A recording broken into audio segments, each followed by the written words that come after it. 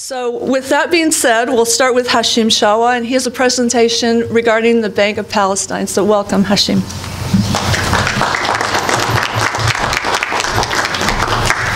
Thank you, Christine. Good morning, everyone. I think we have a little video, but maybe, I don't know, I can speak first and then we can play the video later. Ratib, thanks for putting on another great conference, good gathering. And Christine, just to go back to your point, it's not really about the quantity rather than the quality of discussions that we're going to have today and tomorrow. And frankly, another thing for the audience to know, it's great to be here with some of my colleagues from Palestine, because actually we end up seeing each other at these gatherings, and we together get some sort of time out of work to brainstorm and think of projects and initiatives. And going back to last year, actually, with Ghassan and Ammar Al-Akir was here last year. Paltel Group, we actually announced last year that Bank of Palestine would contract Reach to set up a call center at Bank of Palestine, which I just wanted you to know that, going back to your point, Jad, that we actually followed up and delivered that. We now have a call center in Ramallah with, I think, about 15 call agents for Bank of Palestine customers, and that's thanks to the great work that we did with Ghassan and Reach, which all happened thanks to this gathering, you know. So business does develop and ideas are shared. This morning I had a chat with my friend Sami, who's one of the big hoteliers in Jerusalem and soon hopefully Bethlehem as well, and there's potential projects there to be financed as well, new hotels and so on, and also Hassan, we just had a chat this morning about some projects that we might be working on, and the same with Amal. You know, I just told her that she's concerned about women in the workforce, and I told her that, did you know Bank of Palestine made a commitment to reach 50-50 in terms of gender equality in the workforce, 50% male, 50% female, by 2020. So she was surprised about that and very happy. So I think it's a great opportunity for us to link with each other and do good things back home. And it's a great platform for us to be here with you and share some of those ideas and projects and hopefully get more international engagement and engaging the United States and church groups and institutions that basically want to do good in our part of the world, and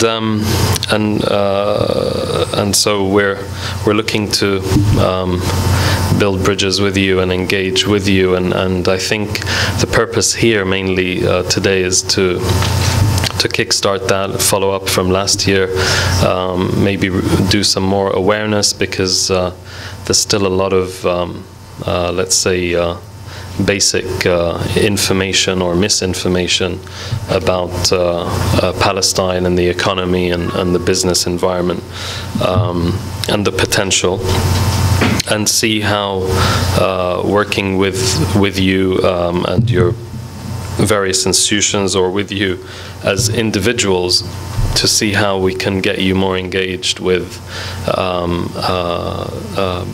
you know, having a very positive impact on the ground. And the title of this session is, I think, Doing Business in Palestine. Palestine is Investing in Peace.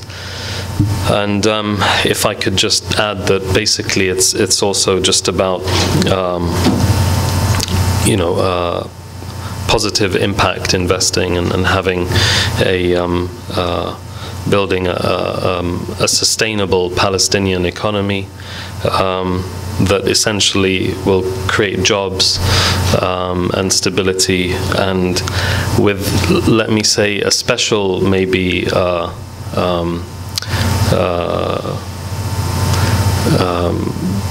I wouldn't say a focus, but just an extra effort to restore the original fabric of the Palestinian society that is both Christian and Muslim, and to have that as a key part of our mission and strategy, because really what's been going on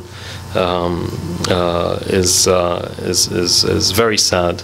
That year on year we see more and more Christians from our society leaving the Holy Land and leaving the Palestinian territories like Jerusalem, Bethlehem, and simply because of lack of economic stability, lack of jobs, and just so you know, about 75% of the population is under the age of 34 years old, and so over 30 to 35% of the population is in that youth segment, which is between 16 to 29 years old, which is kind of age group that they start really getting concerned about jobs and what to do next and so on, and thinking of their future. And with unemployment rates that are almost at 25%, and youth unemployment, which is hovering around almost 40%, I mean, that's a very negative picture right now, and has been for years. And so already with a small minority Christian population, that population is under threat because they simply need to secure themselves a future. And so they'll be the first to explore alternatives in the region or abroad. And historically, the Christian population has had more, let's say, opportunities outside in Europe and the US and Latin America. Some of the early immigration that took place from Palestine, from Bethlehem and Ramallah, some of it going back to as early as the late 1800s. They set up sail on boats and went off to far places like Chile and Peru and El Salvador and all over the world, and they you now have about 1 million or 1.5 million Palestinians living all over Latin America. This is just as an example, and these communities out there have been very successful. And frankly, when you're a parent sitting in Bethlehem and the prospects for your kid after university are so limited, then you will be making that phone call to your uncle or your cousin out in Chile or in the US or wherever, and try to secure a job for your child. And so we're here really to try and address fundamentally that issue, looking at the backdrop of the region, which is going through changes with the Arab Spring, the Arab Awakening, and the absolute need to hear and listen to the youth of today, which is, they are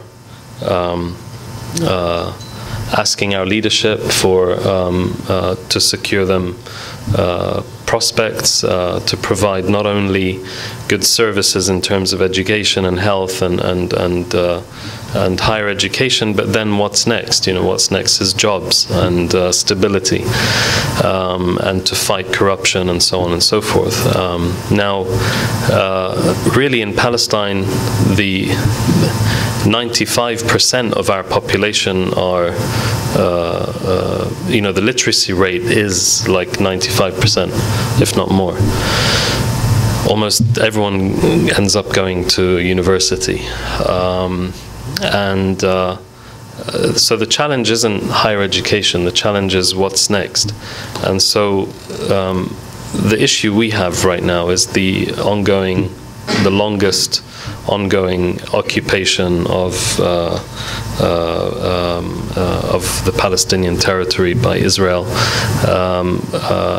which is costing the Palestinians billions every year in lost opportunity, and restricting growth, restricting the job prospects, restricting freedom of movement of goods and people. And recent studies, there was a report done by actually Arij, which I guess Dr. Jad Ishaq, who arrives later today, might refer to his report. But a detailed study showed about $7 billion of lost GDP last year, just 2011 alone, which is about 100% of our GDP. So we should be actually double the size in terms of GDP and prospects and jobs and so on and so forth. Now, that's all due to the Israeli occupation. These are losses due to a lot of restrictions put on the private sector. As you know, we don't have access to neither borders or the air. We don't have our own airport. We don't have seaports. We don't have every entry point is controlled. And we don't even have access to our own air frequencies for radio and mobile telephony and so on. And so if you look at every sector in the Palestinian economy, there are restrictions that are placed that cost our economy dearly. So considering that the politics might remain the same, having said that, hoping that the recent results of the US elections and with the re-election of President Obama, the average person on the street in Palestine is a little bit more hopeful that maybe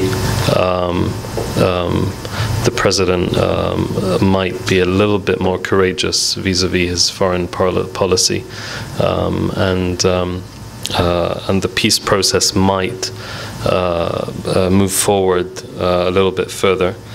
But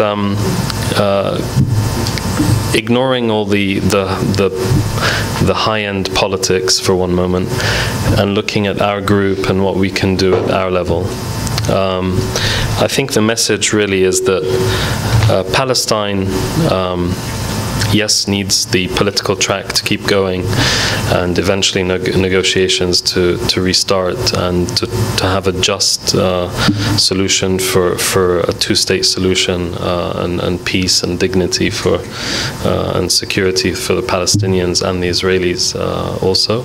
But fundamentally, what we're here is to work on another track, which is to move the building of opportunity and hope and creating jobs, investing in Palestine, looking at how we can at our level create some sort of stability and an opportunity for the youth today. And some of the things that we need to really look at is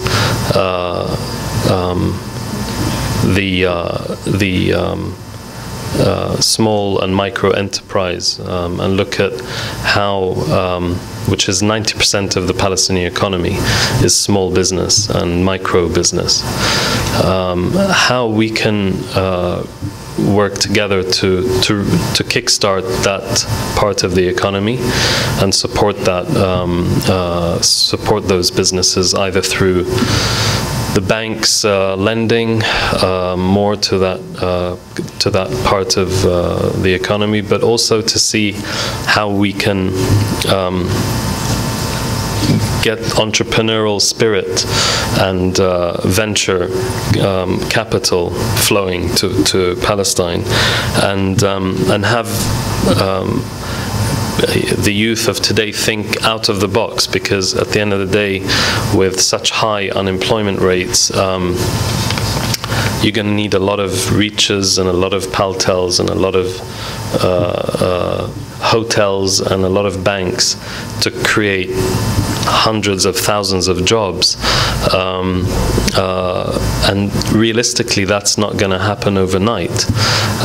But what could happen is to really kickstart a vibrant and dynamic entrepreneurial movement in Palestine, tapping into the youth of today and getting them to think out of the box solutions, to think that after going through university that they themselves have to start up their own business or enterprise. That's really the only way we can start chipping away at the 25% unemployment rate and the 40% unemployment rate within the youth segment. So I think what we've seen the last couple of years is a lot of good energy and resources going into setting up the right environment for entrepreneurial activity to take place. There's been some private equity funds that have set up in Palestine, 2 funds specifically, one called Abraj Capital that's based in Dubai. That's one of the biggest private equity fund managers globally in the emerging markets. They have, I think, 8 billion under management. And a local private equity company called Siraj. And there's others that have also newly formed and entered the market.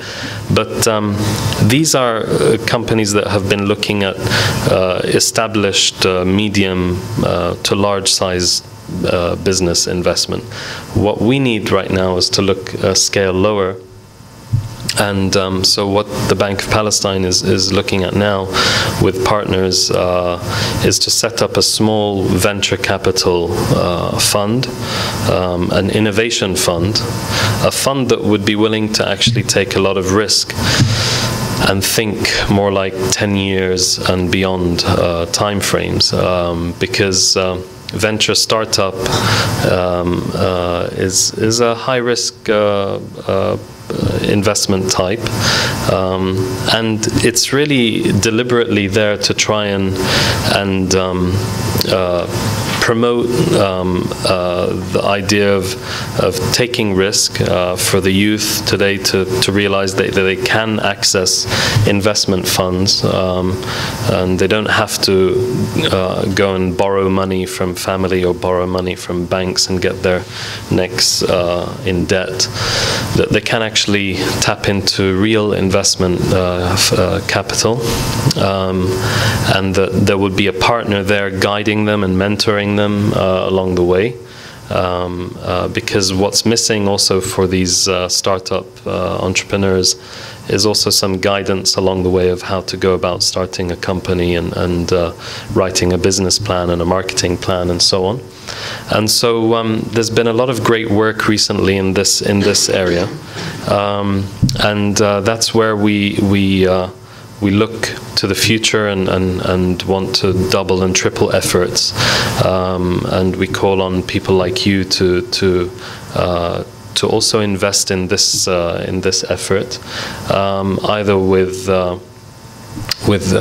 real investment, or offer your mentorship or offer markets to those small startups, or offer know-how and guidance. So we are now in the process of setting up the fund and raising, to start with, about $2 million.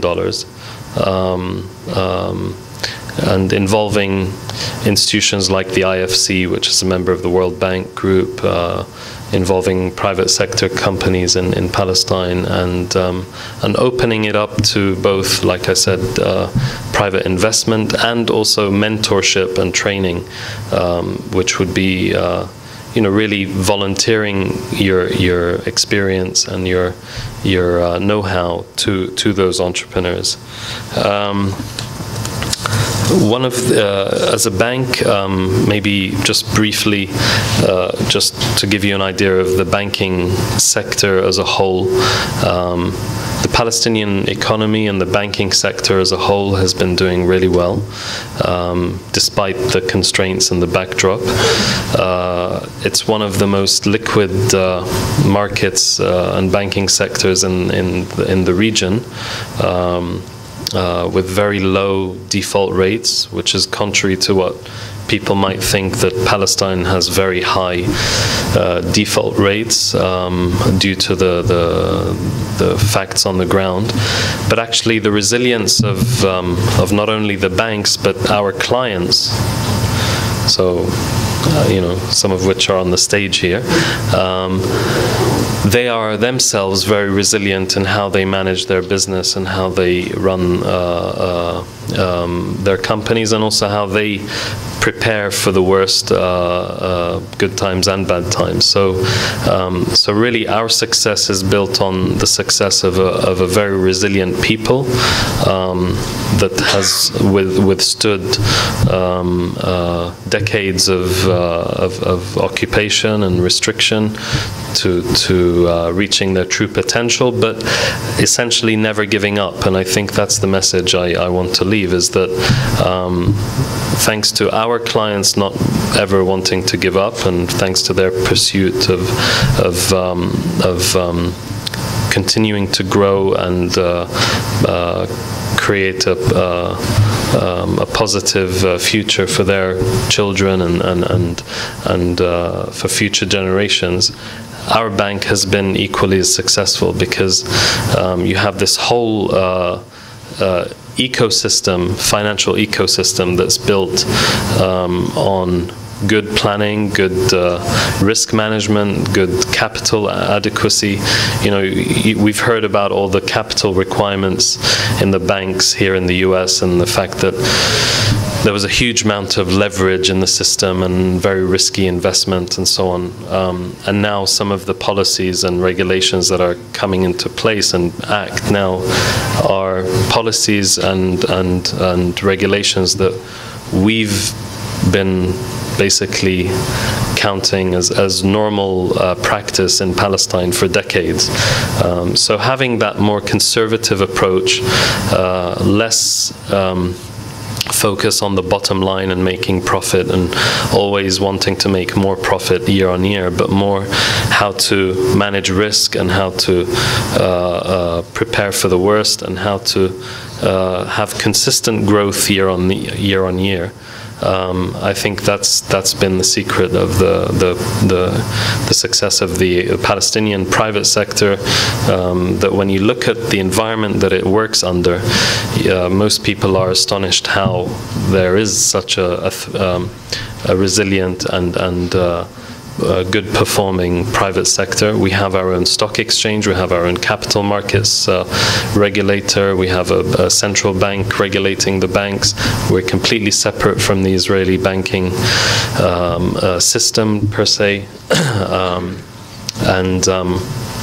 We're actually ranked according to the World Bank Doing Business report. We're ranked the third in the Middle East in terms of investor protection, which is there. It talks about investor rights, company disclosures, all the regulatory environment that the investors want to be sure about before they put their money to work in any country. So we're actually number 3. So just Saudi Arabia is number 1, Kuwait is number 2, and we're number 3 in terms of investor protection, which I guess most people would expect us to be right at the bottom of the list. and we're, I think, number 46 out of 185 countries in the world. So again, we're not at the bottom of the list of all the countries. So we're number 3 in the Middle East and number 46 in the world. In terms of transparency and good governance, our corporates and the corporate environment and the legal environment that we work in is second to none. We have the first credit bureau that was made in the Middle East for the banking system. So when any customer wants a loan from the bank, we can get his full credit history and make sure that he hasn't or she hasn't overextended themselves with other banks. And no other banking sector in the Middle East has that yet. So we're the first in the Middle East to have a real credit bureau. Again, that reduces risk. And so as a result, we have the lowest default rates in the Middle East of bank default. So non-performing loan rates are 3% in Palestine compared to sometimes 8 and 10 and 12% if you look at other countries in the Middle East. I think I'm going to wrap up now. I've overshot a little bit. I just wanted to say that in the banking sector, we've had, just in the last 5 years, asset growth of 60%, deposit growth of maybe 70%, credit loans growth of 90%, and all of that just is just the beginning, because we still have a largely underbanked economy, with only, in all of Palestine, so you have 4.5 million Palestinians, are only served by about 220 bank branches. So there are probably 200 bank branches just in a couple of blocks in Washington. If you walk around a few blocks in Washington, you can count 100 or so branches. So there are many parts of our community that are underbanked, haven't got access to finance, haven't got access to put their deposits in a safe place. And so the potential is very large for growth. And on a final note, and I promise I'll finish there, is that you'll find that in Palestine, most companies will dedicate a large part of their earnings and revenue to give back to the community. And so you'll find that